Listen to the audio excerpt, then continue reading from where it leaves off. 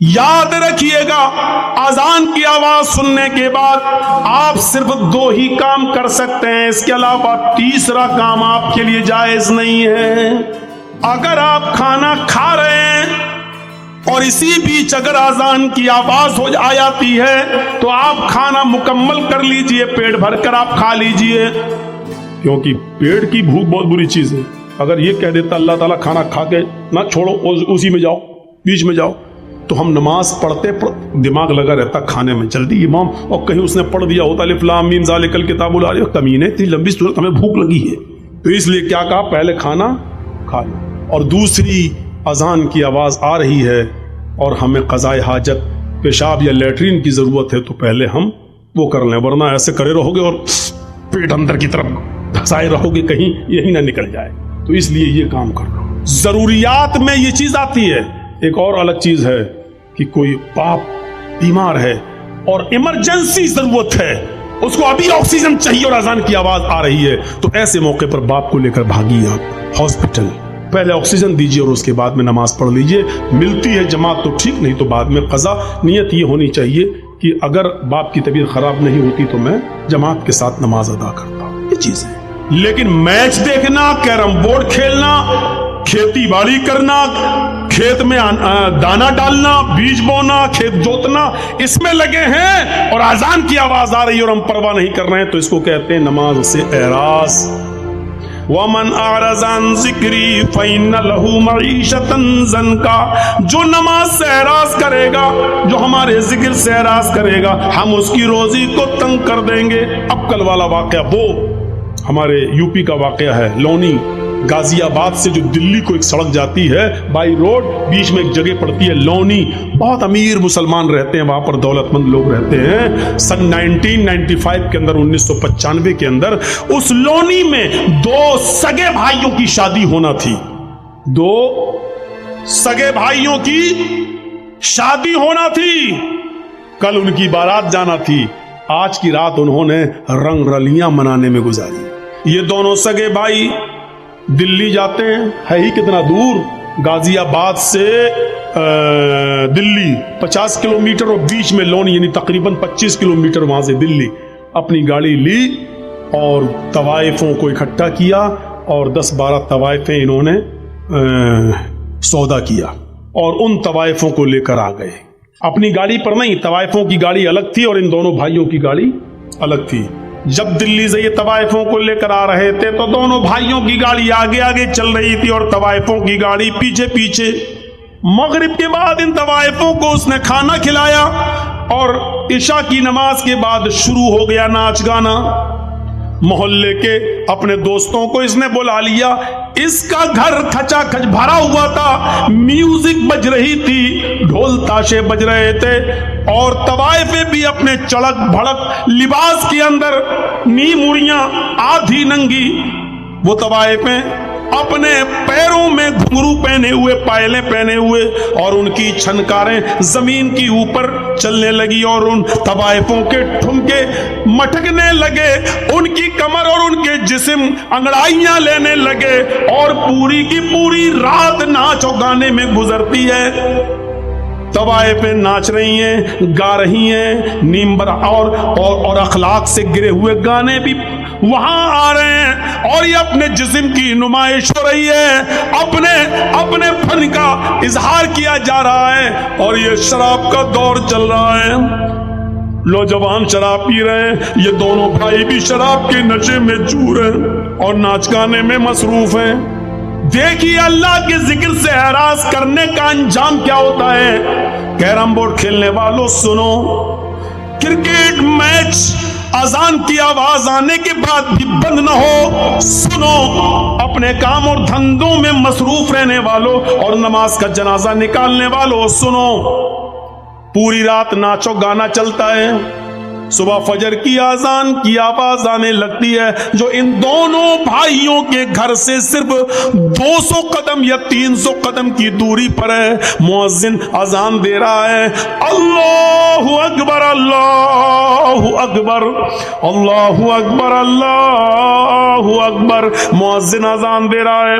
مؤذن کی اذان کی آواز ان طوائفوں کے کانوں میں بھی ٹکراتی ہے، ان طوائفوں کے کانوں میں بھی جاتی ہے. یک بیک جیسی ان طوائفوں کے کانوں میں اذان کی آواز گئی، فجر کی اذان کی آواز گئی، ان طوائفوں نے اپنے پیر روک لیے، اپنی کمر روک لی، اپنا جسم ناچنے سے اور اپنی زبان کو گانے سے روک لیا، اسٹاپ کر دیا، رک گئی وہیں پر. ان دونوں بھائیوں نے دیکھا کہ پائلوں کی چھنکار اور گھنگروؤں کی آواز بند، اور یہ بھی جو مٹک رہی تھی اور ناچ رہی تھی. کیا ہوا؟ انہوں نے دیکھا، کہا اے کیا بات، کیوں اسٹاپ کیوں ہو گئی ہو، رک کیوں گئی ہو؟ ان طوائفوں نے کہا اذان کی آواز آ رہی ہے، مؤذن اذان دے رہا ہے، اس لیے اذان کے احترام میں، اذان کی عزت میں ہم رک گئے ہیں. اذان ہو جانے دیجئے، اذان ہو جانے کے بعد ہم اپنا کام شروع کر دیں گے.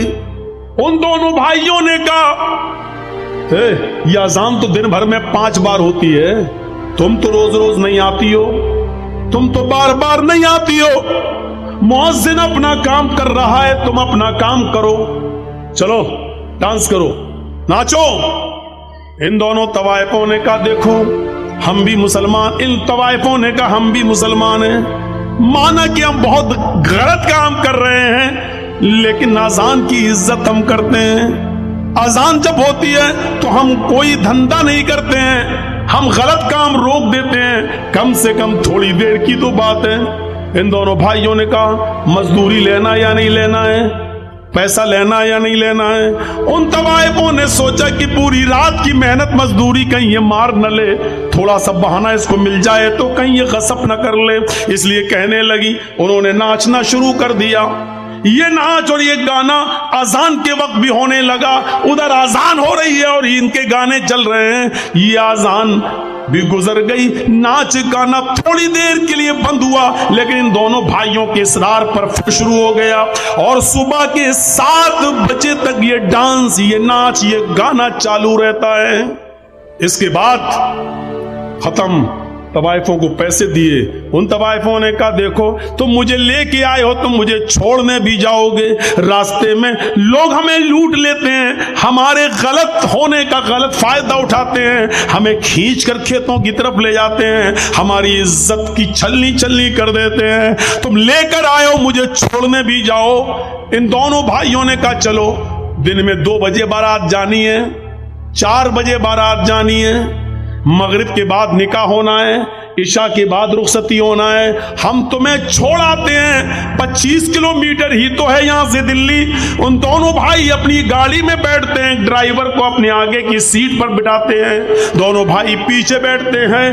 طوائفوں کی گاڑی اب آگے آگے چل رہی ہے اور ان دونوں بھائیوں کی گاڑی پیچھے پیچھے چل رہی ہے. سردیوں کی رات ہے، دن کے 7 اور 8 بجے کے بیچ کی بات ہے. ابھی کوہرا پوری طریقے سے چھٹا نہ تھا. آسمان سے گرنے والی شبنم، جس کو آپ کی زبان میں کوئسا کہا جاتا ہے، ابھی پوری طریقے سے چھٹا نہ تھا. کسی طریقے سے طوائفوں کے ڈرائیور نے گاڑی سامنے سے آنے والے ٹرک سے بچاتے ہوئے گاڑی کو کراس کر دیا ہے، لیکن چونکہ ان دونوں بھائیوں کا ڈرائیور بھی شراب کے نشے میں دھت تھا، اس نے بھی ناچ دیکھا تھا، اس نے بھی گانا دیکھا تھا، وہ صحیح سے وہ بیلنس نہیں بنا پایا اور سامنے سے آنے والے ٹرک سے ان دونوں بھائیوں کی گاڑی ٹکرا جاتی ہے.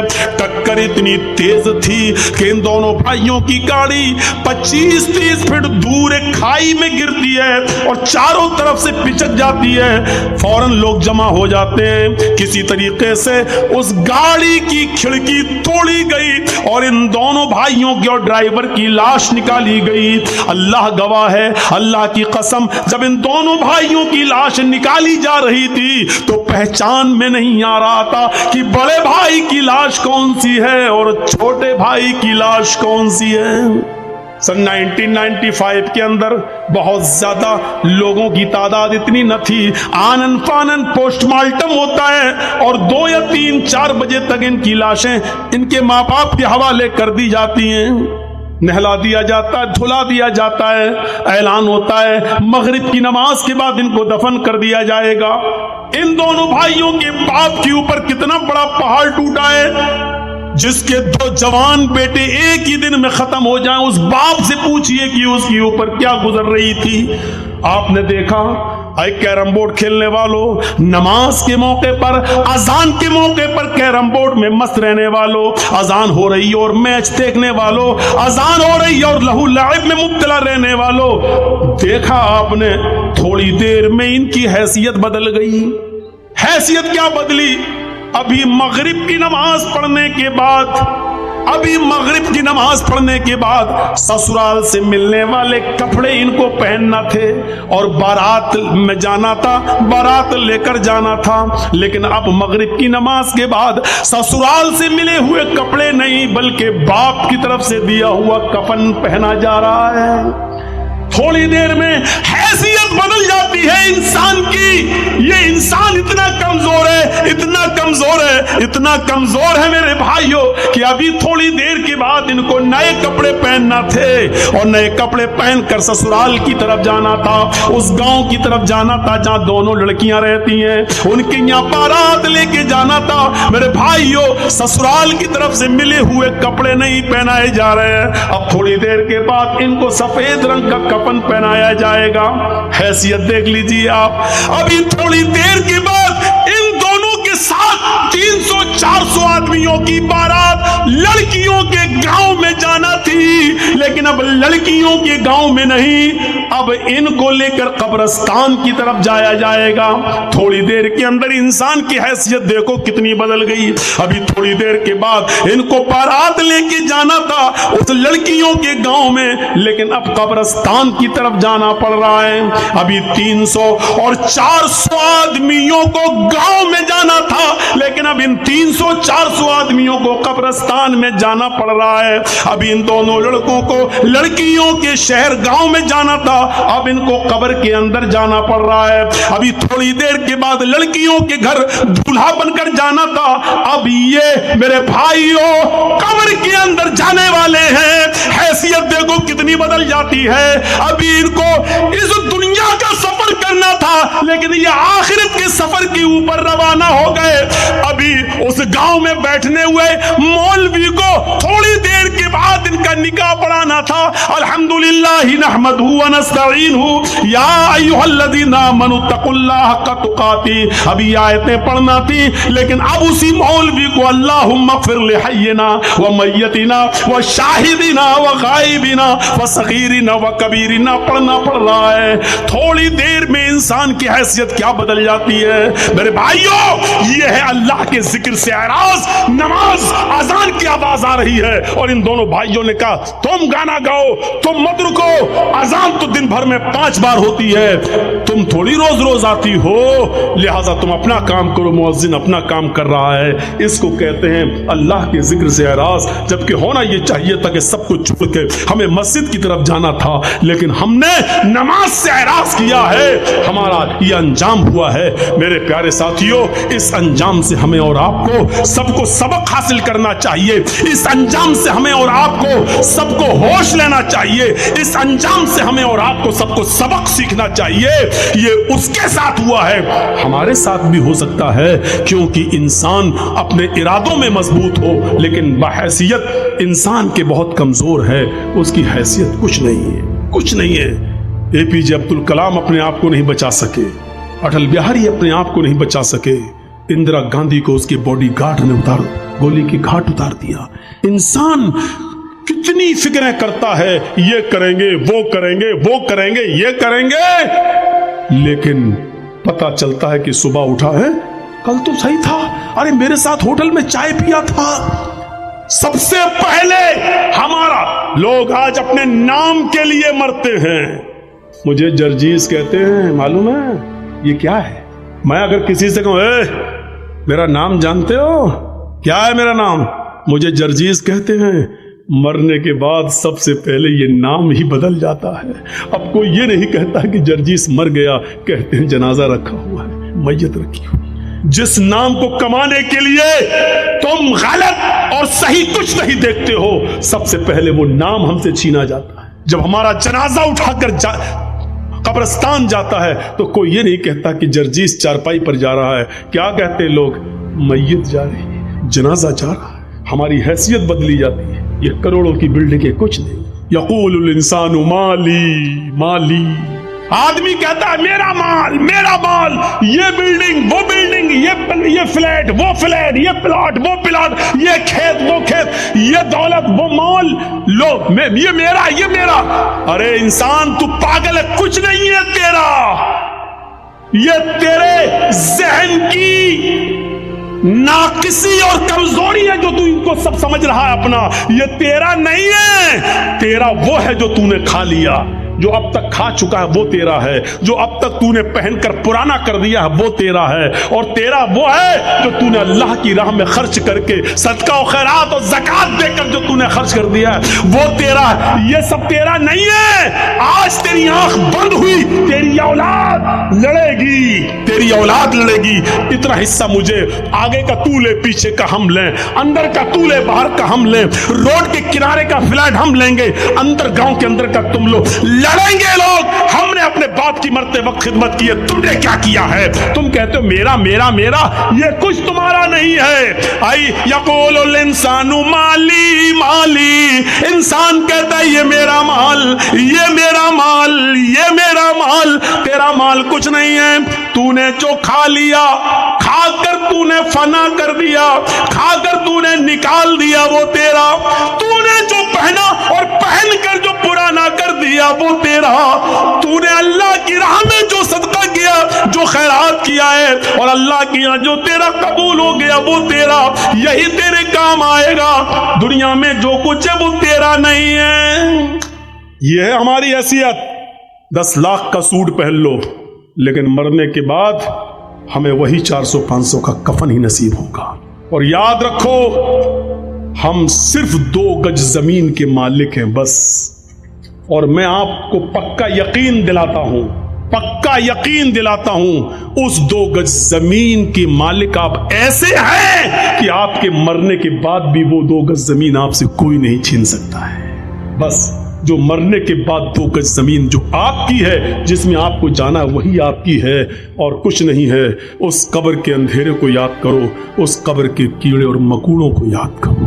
میرے پیارے ساتھیوں، ایک نوجوان جب یہ تصور کر لے کہ ہم شراب کی بوتل پی رہے ہیں، اس کا عذاب کتنا ہے، ہم جو جوا کھیل رہے ہیں اس کا عذاب کتنا ہے، کلیا چکی سڑکوں پر بکنے والی لاٹری اس کی پرچیاں ہم خرید رہے ہیں، اس کا عذاب کتنا ہے. اگر یہ تصور وہ اپنے دماغ میں کر لے کہ اس کا حساب ہمیں اللہ کے ہاں دینا ہوگا، تو میرے بھائیوں پھر اس کا دماغ کبھی ان چیزوں کے اندر نہیں لگے گا. آج ہم اس لیے دور ہیں ان تمام چیزوں سے کیونکہ جہنم کا خوف اور عذاب قبر کا ڈر نہیں ہے ہمیں اور ہمارے اور آپ کے اندر. اس لیے تصور کیجئے کہ بادشاہ نے کیا کہا تھا. پانی دیکھ رہا گر نہ جائے. اب وہ کہہ رہا بتاؤ کیسا لگا شہر؟ کہ تیرا برا ہو، تو نے شہر دیکھنے کے لائق ہی کہاں چھوڑا ہم کو. جو آدمی جہنم کے عذاب سے ڈر جائے اور اللہ کے عذاب کے بارے میں تصور کر لے، پھر وہ آدمی دنیا میں کیا رہ جاتا ہے؟ اس کو اچھی لگے گی. یہ دنیا بہت بوڑھی ہو چکی ہے میرے بھائیوں.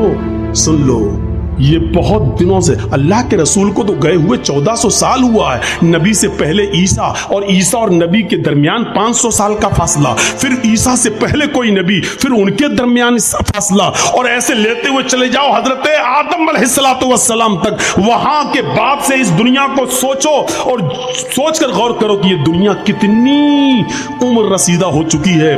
لیکن جب ایک عورت بوڑھی ہو جائے تو رشتہ نہیں آتا ہے اس کے پاس. ایک عورت بوڑھی ہو جائے تو اس کو کوئی دیکھنے کے لیے تیار نہیں ہوتا ہے میرے بھائیوں، کیونکہ وہ بوڑھی ہو چکی ہے. اب وہ نہ بچے پیدا کرنے کے لائق رہ گئی ہے، نہ شادی کے لائق رہ گئی ہے.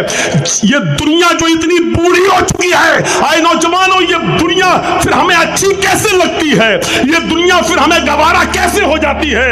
اس دنیا کو بوڑھا سمجھ کر ہم اس کو ریجیکٹ کیوں نہیں کر رہے ہیں یہ دنیا پرانی ہو چکی ہے، پھر ہم اس دنیا کے پیچھے کیوں پڑے ہوئے ہیں؟ اللہ کے نبی نے فرمایا ارتحلت الدنیا مدبرتن وارتحلت الآخرت مقبلتن، لوگو یہ دنیا پیٹھ دکھاتی جا رہی ہے، یہ تم سے منہ پھیرتی جا رہی ہے، والآخرت مقبلتن، اور آخرت تمہارے پاس آتی جا رہی ہے، آخرت تمہارے پاس آتی جا رہی ہے۔ یعنی آپ 40 سال کے تھے، آج 45 سال کے ہو گئے، دنیا نے تمہیں اتنی سال کے لیے پیٹ دکھا دی ہے، یعنی دنیا نے تمہیں چھوڑ دیا ہے، 45 سال تم دنیا سے دور ہو گئے ہو، والآخرت مقبلتن، اور آخرت قریب آ رہی ہے، یعنی تم آخرت کے اتنے قریب ہو گئے ہو، 5 سال کے بعد تم 50 سال کے ہو جاؤ گے، دنیا 50 سال تم سے دور ہو جائے گی اور آخرت تم سے اور قریب ہو جائے گی 5 سال۔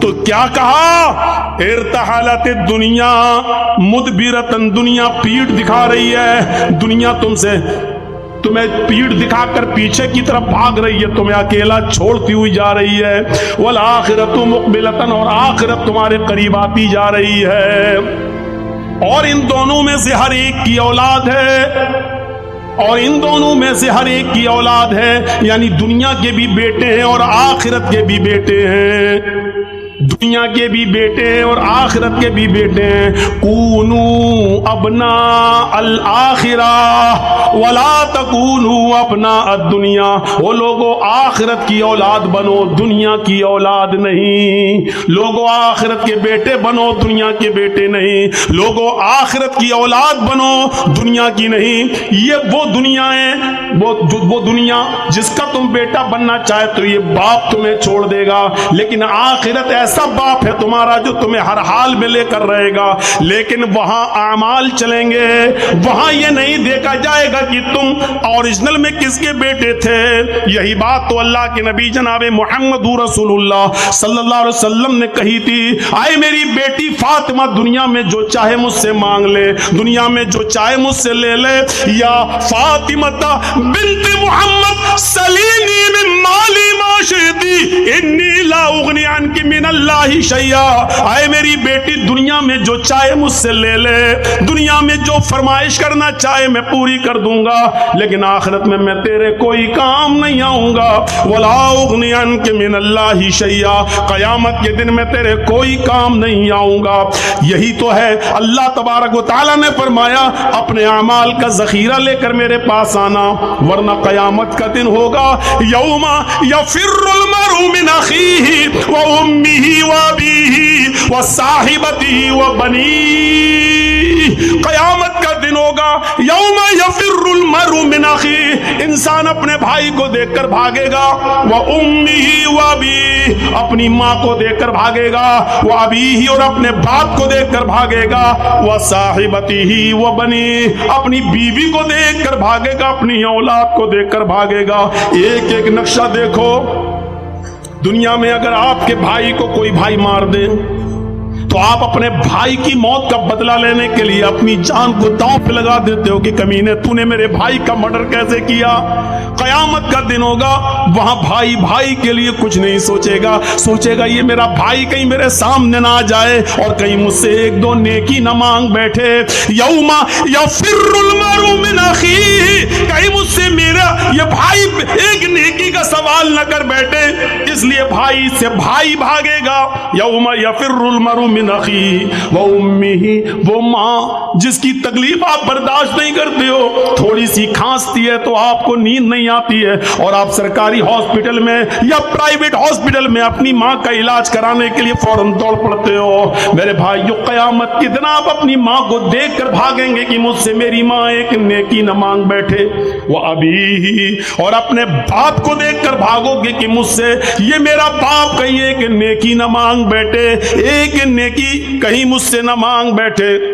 وصاحبتی وہ بنی، اور آپ کی وہ بیوی کی ایک رات بھی جس کو آپ اپنے سے جدا کرنا گوارا نہیں سمجھتے، اور وہ بیوی جس کی طرف آپ اتنا انہماک اور اتنے مشغول رہتے ہیں کہ آپ کی بیوی کو کوئی دوسرا دے کے تو آپ برداشت نہیں کرتے ہیں۔ میرے بھائیوں، تصور کرو کہ یہ بیوی ہمارے سامنے ہوگی قیامت کے دن، لیکن دیکھنے کی جرت نہ ہوگی، بلکہ آدمی اپنی بیوی کو دیکھ کر بھاگے گا کہیں مجھ سے میری بیوی एक नेकी न मांग बैठे। वो बनी, वो औलाद कि रात में हल्का सा बुखार आ जाए, आपकी नींद उड़ जाती है, रात में डॉक्टरों के घरों के दरवाजों को नॉक करते हो, दस्तक देते हो। मेरे भाइयों, आप बच्चे की हल्का सा फीवर, उसका हल्का सा बुखार, हल्का सा टेम्परेचर आपकी रातों की नींद उड़ा देता है। कयामत के दिन अपनी औलाद को देखकर भागोगे।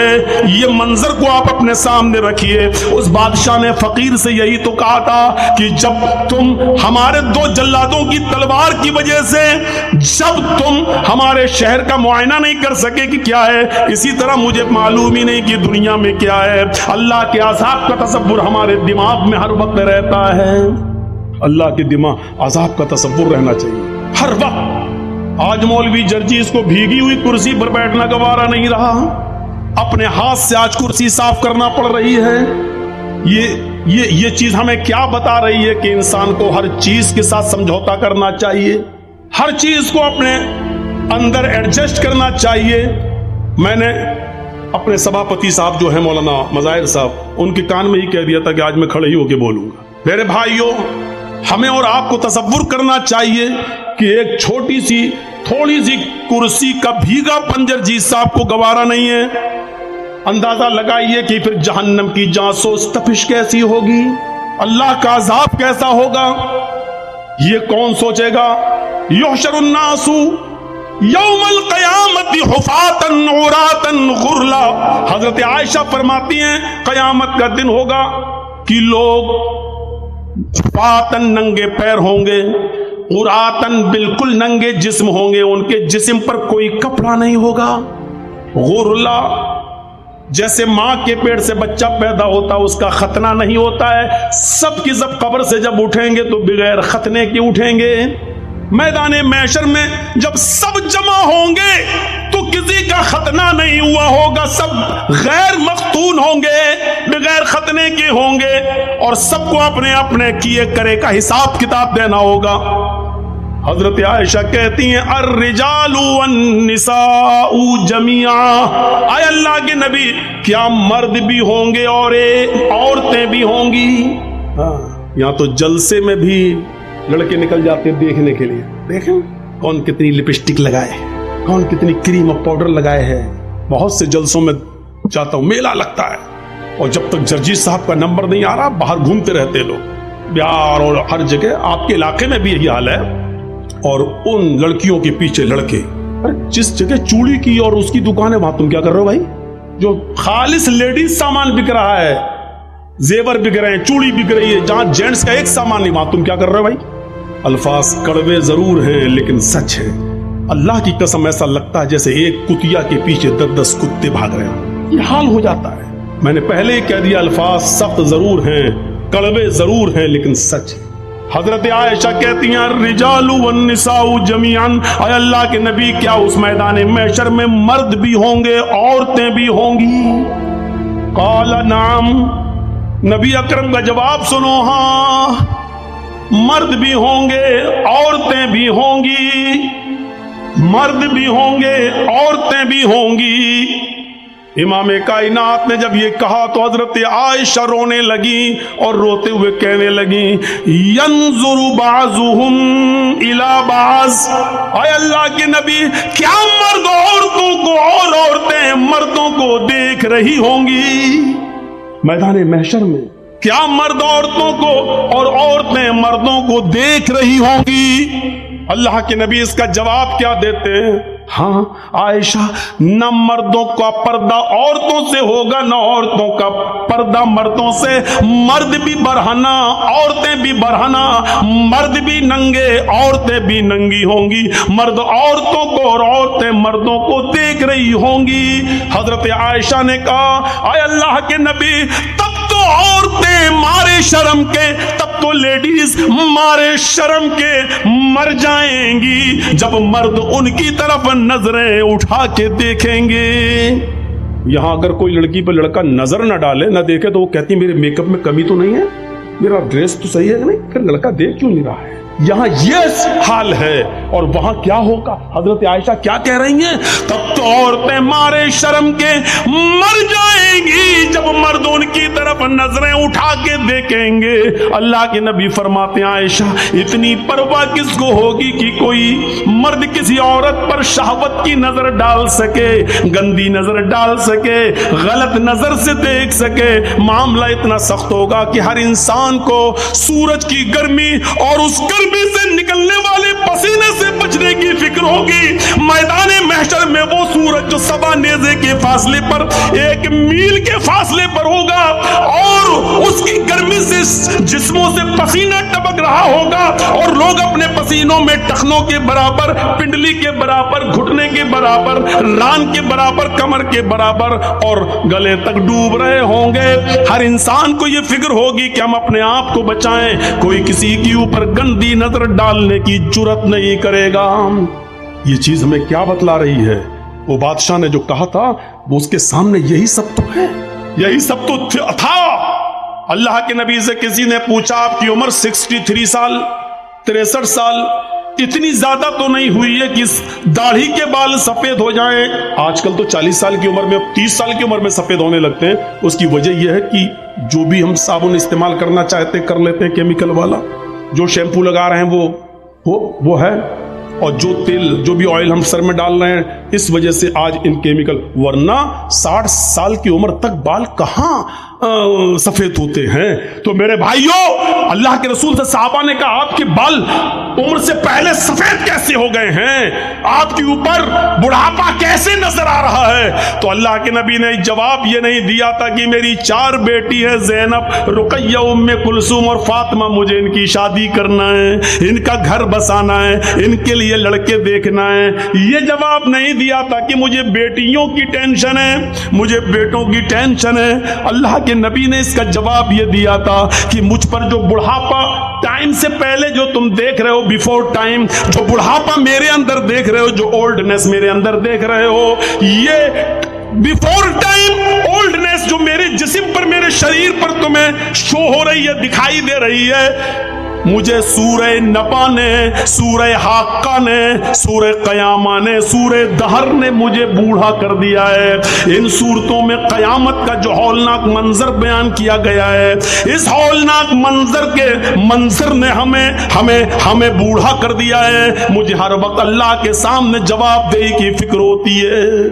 وہ چیز ہمیں کیوں نہیں ہوتی؟ کیسے ایک آدمی سگریٹ کو اپنے منہ پہ رکھ لیتا ہے، کیسے ایک آدمی شراب کی بوتل اٹھا کر پی لیتا ہے، کیسے ایک آدمی اذان ہو رہی ہے اور کیرم بورڈ کھیلنا گوارا کر لیتا ہے، کیسے ایک شخص، میرے بھائیوں، انڈیا پاکستان کا میچ آ رہا اور یہاں اذان ہو رہی ہے اور وہ دیکھ رہا ہے، سوچ رہا کہ نماز بھی ضروری ہے اور یہ بھی ضروری ہے، اگر یہ میچ 5 اوور ختم ہو گئے تب تک تو، اور ہمیں نماز پڑھنے چلا گیا تو میچ کا مزہ نہیں لے پاؤں گا، جبکہ جماعت پڑھ کے بھی آ سکتا ہے، نہیں صاحب میچ ختم ہو جائے گا، ارے لوگ بتا دیں گے کون جیتا، ارے لوگ بتا تو دیں گے، لیکن ایک ایک بال کا جو ٹیسٹ، جو مزہ آ رہا ہے وہ ہم پھر نہیں لے پائیں گے۔ اس چکر میں وہ نماز نہیں پڑھتا ہے اور میچ دیکھ لیتا ہے، یہ کیسے گوارا کر؟ میں نے کل اورنگ آباد کے اندر ایک واقعہ بیان کیا، میں چاہتا ہوں کہ چونکہ آپ کی تعداد اتنی زیادہ نہیں ہے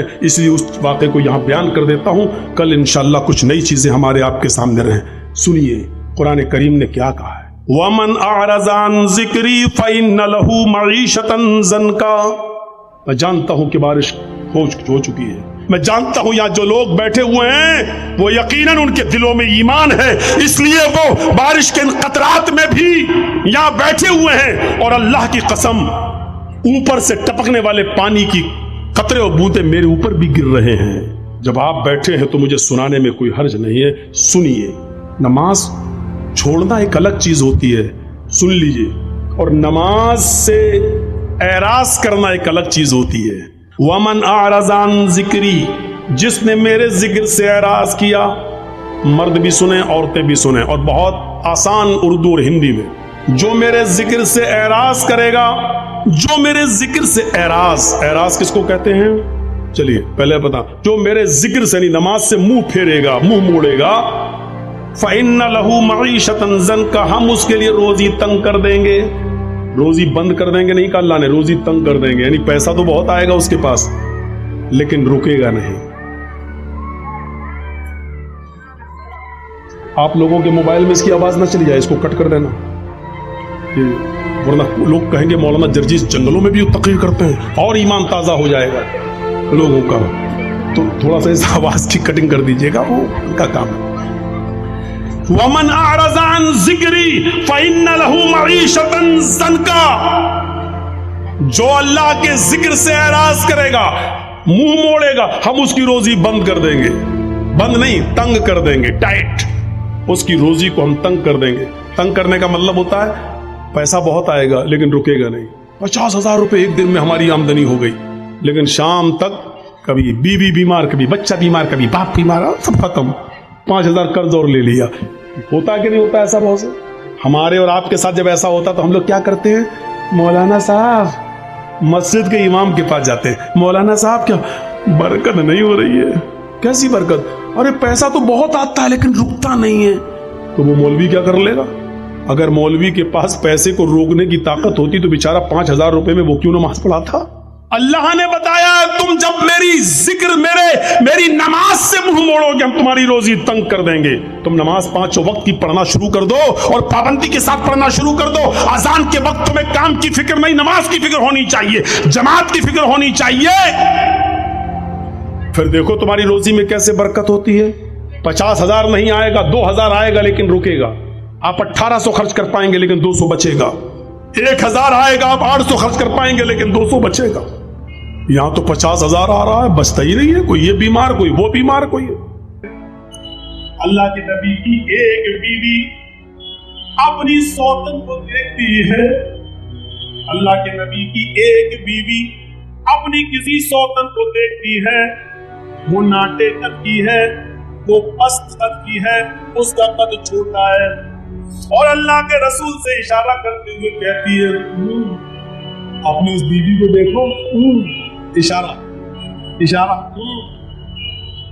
کچھ کہا نہیں تھا، زبان سے بھی یہ نہیں کہا تھا ٹھگنی نچنی، صرف اشارہ کیا. مطلب پست قد، چھوٹی، ٹھگنی، صرف اشارہ کیا. ارے ہم تو کیا کیا کہہ دیتے ہیں، کسی کا نام سموسا، کسی کا بلبلا، ہم تو کیسے کیسے چڑھاتے ہیں. کالیا، اچھا وہ کلو، اچھا وہ لمبو. ہم لوگوں کے ہاں نام سے کم یا اسرار سے زیادہ پہچانے جاتے ہیں لوگ. اللہ کے نبی کی ایک بیوی دوسری بیوی کی طرف اشارہ کر کے کہتی ہے اللہ کے نبی نٹنی. وہ دیکھیے بس اشارہ یہ تھا کہ کیسے آپ کا اور اس کا ملن ہو جاتا ہے. نٹنی ہے، چھوٹی ہے، اشارہ. تو جانتے ہو اتنے سے جملے سن کر، اتنی سی بات سن کر اللہ کے رسول نے اپنی اس بیوی سے کیا کہا تھا؟ فرمایا عائشہ آج تم نے اتنی زہریلی بات کہی ہے. اتنا سا جملہ ہم اپنے غریبانوں میں جھانک کے دیکھیں کہ ہماری زندگی تو پوری بھری پڑی ہے ایک دوسرے کی برائیاں. عائشہ آج تم نے اتنی کڑوی بات کہی ہے، اتنی زہریلی بات کہی ہے. اگر تمہارے اس جملے کو، تمہارے اس زبان سے نکلے ہوئے زہر کو اگر کسی سمندر میں ڈال دیا جائے، کسی سمندر میں، ندی میں نہیں، دریا میں نہیں، سمندر، بمبئی کا چوپاٹی، جوہو چوپاٹی، چھانٹے مارتا ہوا سمندر، گیٹ وے آف انڈیا کا وہ سمندر جہاں تک نظر ڈالو پانی پانی، ہماری آنکھیں تھک جاتی ہے، پانی ختم نہیں ہوتا. اللہ کے نبی فرماتے ہیں عائشہ اگر تمہارے اس زبان سے نکلے ہوئے کڑواہٹ کو، تمہاری زبان سے نکلے ہوئے زہر کو اگر سمندر کے اندر ڈال دیا جائے تو تمہاری زبان کے اس زہر سے پورے سمندر کا پانی زہریلا ہو جائے گا. تمہارے زبان سے نکلی ہوئی اس کڑواہٹ سے پورے سمندر کا پانی کڑوا ہو جائے گا.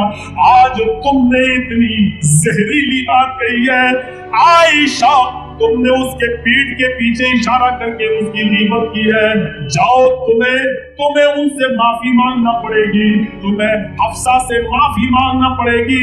اللہ کے نبی صلی اللہ علیہ وسلم نے اپنی بیوی عائشہ کو بھیجا اور ان سے معافی منگوائی۔ غیبت بہت کر لینا بہت آسان ہے، تو فلا ایسا ہو مولانا جرجیس ہمارے یہاں کے دیکھیں پیٹھ کے پیچھے یہ ساری باتیں بہت آسان ہے غیبت کرنا، لیکن جانتے ہو غیبت کے بارے میں صرف اتنا کافی ہے، اگر یہ بتا دیا جائے تو کافی ہے۔ اللہ کے رسول نے فرمایا الغیبت اشد من الزنا، غیبت زنا سے زیادہ سخت ہے، غیبت زنا سے زیادہ خطرناک۔ کیوں؟ زنا کرنے والا جب کسی لڑکی سے زنا کرتا ہے اور زنا کر لیتا ہے، اس کے بعد اس کو احساس ہوتا ہے کہ میں نے بہت بڑا گناہ کر لیا، اور گناہ کی تاریکی میں نماز پڑھ کے اللہ سے توبہ کرتا ہے تو اللہ اس کی توبہ کو قبول کر لیتا ہے، اللہ اس کے زنا کی توبہ کو قبول کر لیتا ہے، اس کو معاف کر دیتا ہے۔ لیکن غیبت کرنے والا جب کسی کی غیبت کرتا ہے اور پھر وہ غیبت سے توبہ کرنا چاہے تو اللہ تعالیٰ اس کی توبہ کو اس وقت تک قبول نہیں کرتا جب تک کہ اس آدمی سے وہ معافی نہ مانگ لے جس کی اس نے غیبت کی ہے۔ اللہ کے نبی فرماتے ہیں الغیبت اشد من الزنا، زنا کرنا یہ غیبت سے زیادہ سخت ہے، زنا کرنا یہ غیبت سے زیادہ سخت ہے۔ آج زنا سے زیادہ سخت جرم آج کر رہے ہیں۔ لوگوں کے عیب کو چھپائیے، برائیوں پہ پردے ڈالیے۔ ایک واقعے کی طرف لے چلتا ہوں، بڑا زبردست اور دل کو دہلا دینے والا واقعہ۔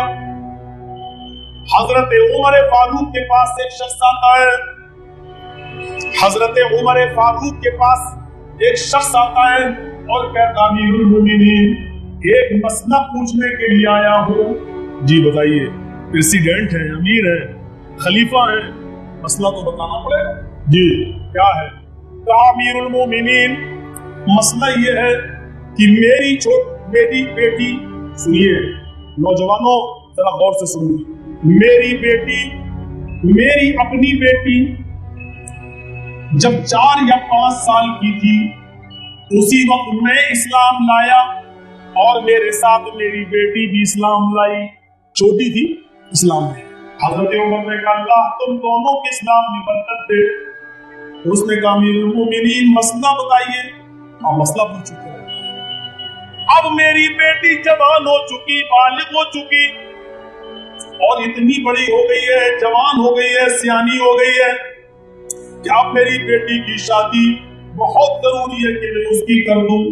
اچھا تو اللہ کے نبی نے فرمایا جب لڑکی بالغ ہو جائے فوراً اس کا نکاح کر دو۔ کیوں نہیں کر رہے ہو؟ کہا امیر المومنین پہلے میری پوری بات سنیے۔ کہا بتاؤ؟ کہا امیر المومنین میری بیٹی جب بالغ ہو گئی تو اس سے زنا کا صدور ہو گیا۔ میری بیٹی جب بالغ ہوئی تو وہ اپنی جوانی پر کنٹرول نہ کر سکی کسی دن اور ایک نوجوان کے ساتھ اس نے زنا کر لیا۔ جیسے ہی زنا کی اور زنا کر کے وہ دونوں فارغ ہوئے، اس کے تھوڑی دیر کے بعد میری بیٹی کو احساس ہوا کہ میں نے بہت بڑا جرم کیا ہے، میں نے بہت بڑی غلطی کر ڈالی ہے۔ اے امیر المومنین مجھے نہیں پتا کہ میری بیٹی نے یہ جرم کیسے کر لیا۔ ایک دن جب میں گھر کے اندر گیا نماز پڑھ کر، ظہر کی جب میں گھر کے اندر گھسا تو میں نے اپنی بیٹی کے ہاتھ میں چھری دیکھی اور چھری سے اس نے اپنے پیروں کی پنڈلی پر چھری مار رکھی تھی، پیروں سے خون نکل رہا تھا۔ اس نے اپنی ران پر چھری ماری، ران سے خون نکل رہا تھا۔ اس نے اپنے دونوں سینے، اپنے دونوں چھاتیوں پر، پستانوں پر چھری ماری، پستانوں سے خون نکل رہا تھا۔ لاسٹ میں اس نے وہ چھری اپنے گلے پر، اپنی حلقوم پر رکھ لی اور قریب تھا کہ وہ اپنے آپ کو کاٹ لے۔ اسی حال میں گھر کے اندر پہنچا اور میں نے اپنی بیٹی کو پکڑا, اس کے ہاتھ سے چھری پھینکی, میرے ہاتھ میں جو کپڑا تھا میں نے اس کو پھاڑ پھاڑ کے اپنی بیٹی کے خون کو پوچھتا جاتا اور کہتا جاتا, بیٹی کیا ہو گیا تجھے؟ وہ ایک ہی بات کہتی جاتی تھی, ابو مجھے چھوڑ دو, مجھے اس دنیا میں جینے کا حق نہیں ہے, ابو مجھے چھوڑ دو, مجھے اس دنیا میں زندہ رہنے کا حق نہیں ہے. میں نے پوچھا بیٹی ہوا کیا ہے؟ کہنے لگی آیا ابو جان گناہ عظیم. میں نے کہا بیٹی اللہ غفور رحیم ہے, صبر کرو, مجھے تھوڑا بتاؤ. وہ سکون اس کو ہوا تھوڑی دیر کے بعد, اور اس نے اپنی پوری کہانی بتا دی کہ آیا ابو جان میں ایک نوجوان لڑکی کے ساتھ زنا کر بیٹھی, غلطی اس کی بھی نہیں, ہم دونوں راضی تھے اور رضامندی کے ساتھ ہم نے یہ غلط کام کیا ہے. آیا ابو جان میں بس مجھے اب زندہ نہیں رہنا ہے, میں کیا کر سکتا تھا؟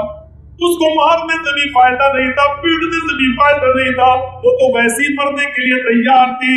میں نے اس کو کہا بیٹی اب یہ گناہ کر ہی بیٹھی ہو, تو خودکشی کر کے ایک اور گناہ کرنے جا رہی ہو, حرام موت مرنے جا رہی ہو. تمہیں معلوم ہے کہ زنا کی توبہ قبول ہو سکتی ہے, لیکن حرام موت مرنے والا قیامت کے دن کبھی نہیں بخشا جائے گا, اپنے آپ خودکشی کرنے والا کبھی معاف نہیں کیا جائے گا. آئے میری بیٹی تمہیں معلوم ہے جو آدمی خودکشی کر کے مر جائے اس کی نماز جنازہ بھی پڑھانا جائز نہیں ہے.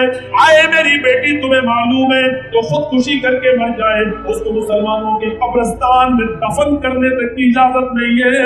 اب مجھے بتاؤ جو جرم تم نے کیا ہے, جو گناہ تم کر بیٹھی ہو, اس کے لیے ایک اور عظیم گناہ کرنے جا رہی ہو, جبکہ اس گناہ کی توقع کی جا سکتی ہے کہ اللہ معاف کر دے, لیکن جب تم مر جاؤ گی تو خودکشی کے گناہ کو کس سے معاف کراؤ گی؟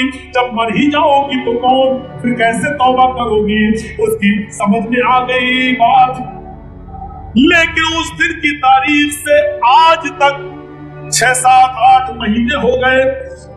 اے امیر المومنین میری بیٹی مصلی جانتی ہے, کھانا کھایا مصلی پہ آئی, سوائے نماز کے اور سوائے آنسوؤں کے وہ کچھ نہیں جانتی. جیسے ہی نماز پڑھتی کبھی سجدے میں روتی, کبھی ہاتھ اٹھا کر دعا مانگ کر روتی, کبھی دامن پھیلا کر روتی اور اپنے زنا کی توبہ کرتی. مجھے امید ہے امیر المومنین اب تو اتنا رو چکی ہے کہ اس کی آنکھوں کے آنسو خشک ہو چکے ہیں. امیر المومنین مجھے امید ہے اس نے اتنے آنسو بہائے کہ اس کے آنکھوں سے گرنے والے آنسوؤں سے زنا کا یقین گناہ معاف ہو گیا ہوگا. یہ میرا رب ہی جانتا ہے. لیکن حضرت عمر کہتے ہیں بس مسئلہ کیا ہے وہ بتا. میں یہاں تیری بیٹی کی غیبت سننے کے لیے نہیں بیٹھا, یہ دیکھیے بس میں یہاں تیری بیٹی کی برائی سننے کے لیے نہیں بیٹھا. مسئلہ کیا ہے؟ حضرت عمر سے اس نے مسئلہ پوچھا. امیر المومنین اب مسئلہ یہ ہے, یہ بہت ہی نیک بہت ہی دیندار رشتہ مجھے ملا ہے, وہ خود میری بیٹی کی نماز روزہ دیکھ کر, میری بیٹی کی عبادت دیکھ کر اس نے خود یہ پیغام میرے گھر بھیجا ہے. وہ نیک رشتہ میں چھوڑنا نہیں چاہتا, وہ میری بیٹی سے نکاح کرنا چاہتا ہے اور میں بھی چاہتا ہوں کہ اسی گھر میں میری بیٹی چلی جائے. حضرت عمر نے کہا تو دقت کیا ہے, وہ لڑکا چاہتا ہے تم بھی چاہتے ہو کر دو.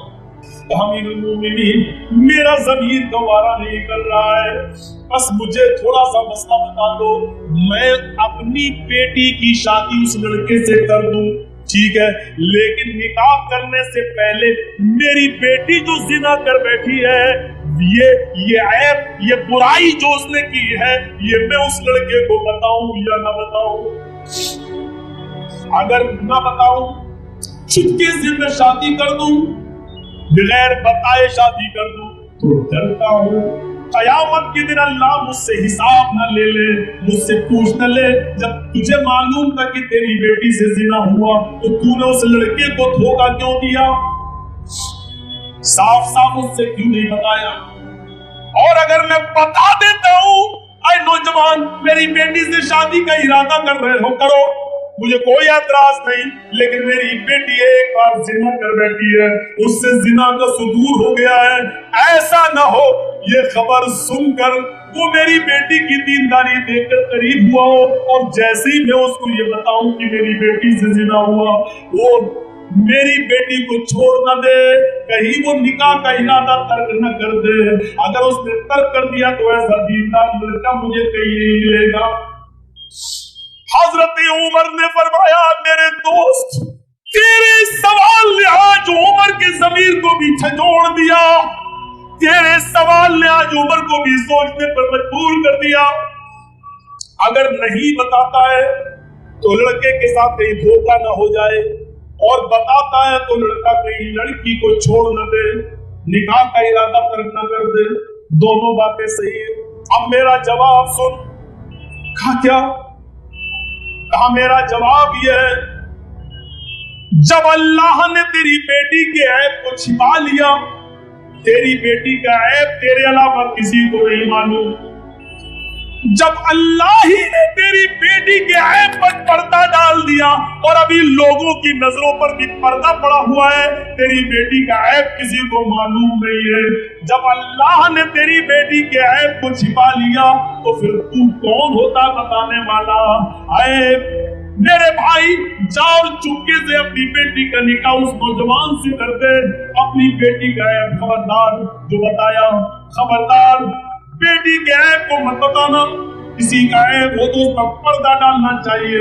खामोशी के साथ अपनी बेटी के का निकाह उस लड़के के साथ कर दे।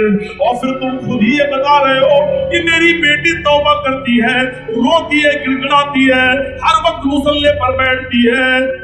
मुझे उम्मीद है अल्लाह ने मेरी बेटी के गुनाह को जरूर माफ कर दिया होगा। आए मेरे भाई, जरूर नहीं, यकीनन माफ कर दिया होगा, इसलिए कि अल्लाह खुद ही फरमाता कुरान में, अत्ताइबु मिनज़्ज़म्बि कमन ला ज़म्ब लहू, जो अपने गुनाह से तौबा कर ले वो ऐसा हो जाता है जैसा कि उसने गुनाह किया ही नहीं, जैसा कि उसने गुनाह किया ही नहीं। जब तेरी बेटी तौबा कर चुकी है तो मुझे उम्मीद है कि उसका गुनाह माफ हो गया, और जब गुनाह माफ हो गया होगा तो गुनाह है ही नहीं, और जब है ही नहीं तो तू कौन होता अपनी बेटी के ऐब को बताने वाला? जा और चुपके से अपनी बेटी का निकाह उस लड़के के साथ कर दे। मेरे भाइयों, कैसे मशवरे दिया करते थे हज़रत उमर, और किस तरीके से कहा करते थे कि ऐब पर पर्दा डालो। यहाँ हम ऐबों पर पर्दे नहीं डालते, ऐबों को जाहिर करते चले जाते हैं, बदनाम करते चले जाते हैं। ये आदमी हमसे आगे क्यों बढ़ रहा है, इसकी तरक्की में रुकावट कैसे हो?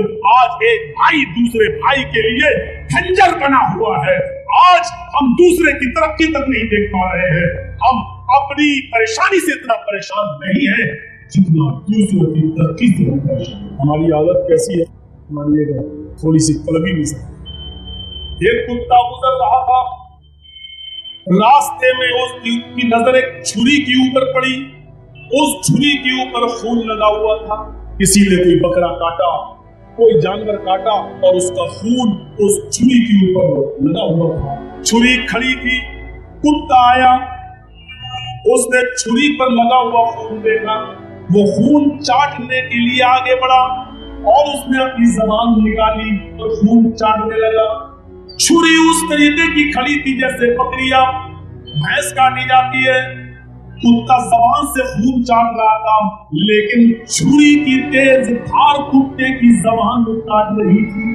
कुत्ता देख रहा है कि खून खत्म क्यों नहीं हो रहा है, वो जबान से चाटता है, लेकिन उसकी जबान का खून उसी छुरी पर लग जाता है। वो इतना चाटा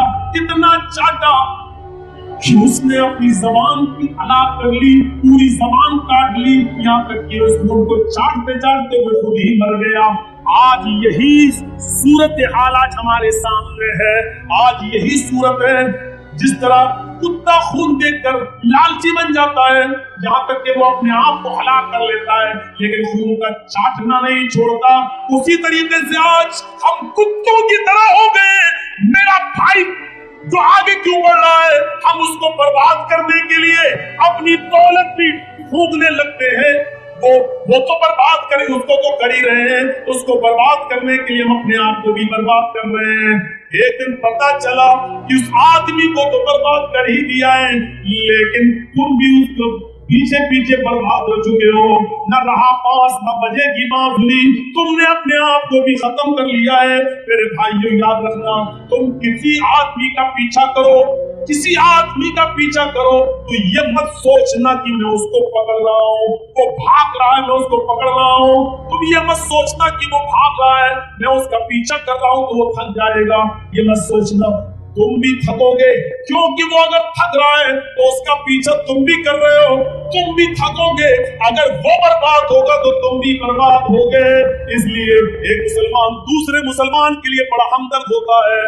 आपको सुनो सुनो मेरे भाइयों, अदी इब्ने उमैर एक काफिर गुजरा है। ये कौन है?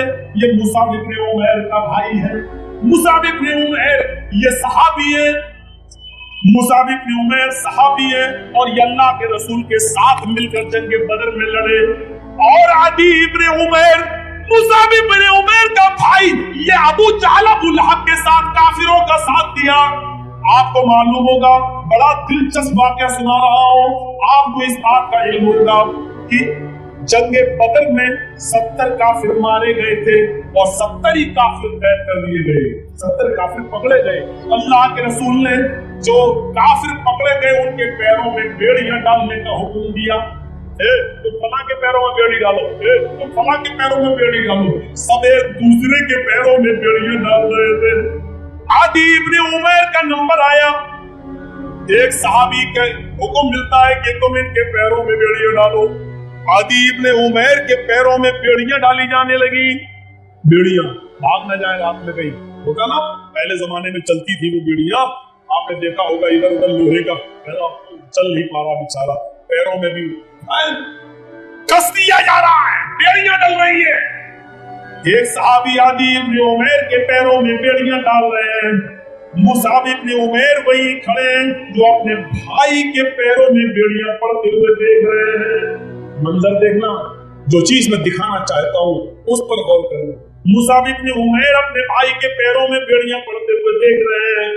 जब उसके पैरों में बेड़ियां पड़ गई और आदि जब पैरों में बेड़ियां पड़ रही थी तो आदि मुसाब इब्ने उमैर को देख रहा था। सहाबी पैरों में बेड़ियां डाल रहे हैं, आदि इब्ने उमैर अपने भाई मुसाब इब्ने उमैर को देख रहा है।